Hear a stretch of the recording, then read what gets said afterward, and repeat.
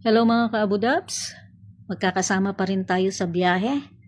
So walang BBTU, walang kukurap. So again, our journey starts here in the heart of Corfacan, a beautiful coastal city embraced between the sea and the mountains. And as we leave the city behind, grabe, the scenery slowly begins to change. Maririnig mo na lang, tunog ng sasakyan mo, at yung ihip ng hangin. Yung mga bundok na yan, hindi lang sila basta bundok. Para silang natural monument of nature. Nag-iiba-iba ang kulay niyan depende sa sikat ng araw.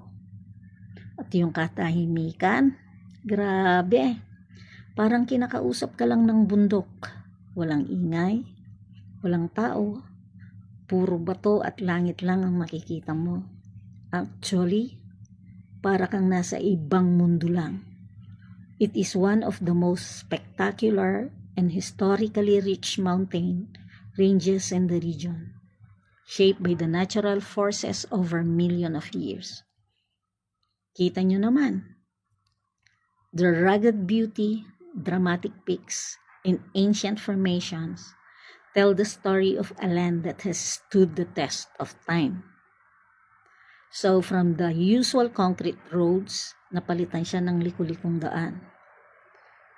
At ang paglalakbay mo papunta rito, it is an amazing experience. Kakaiba ito. Paikot-ikot na daan, bigla ang viewpoints, at ang mga tanawing parang sa movies mo lang makikita.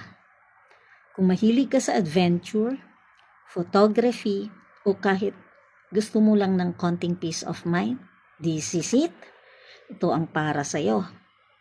At habang paakyat tayo, mas lalong gumaganda ang tanawin natin. And every turn in the road reveals a new view. More dramatic, more peaceful, timeless, and absolutely stunning. Nakaka-relax. Parang walang time pressure. It's like the weight of everything you've been carrying just slowly fades away. Hindi lang talaga siya basta lugar. Hindi lang siya basta simpleng lugar. A peaceful retreat. It's the kind of place that gives you space to breathe, to think, to feel grounded again. It is an amazing experience for me na parang sa journey mo, you just realize just how beautiful the world really is.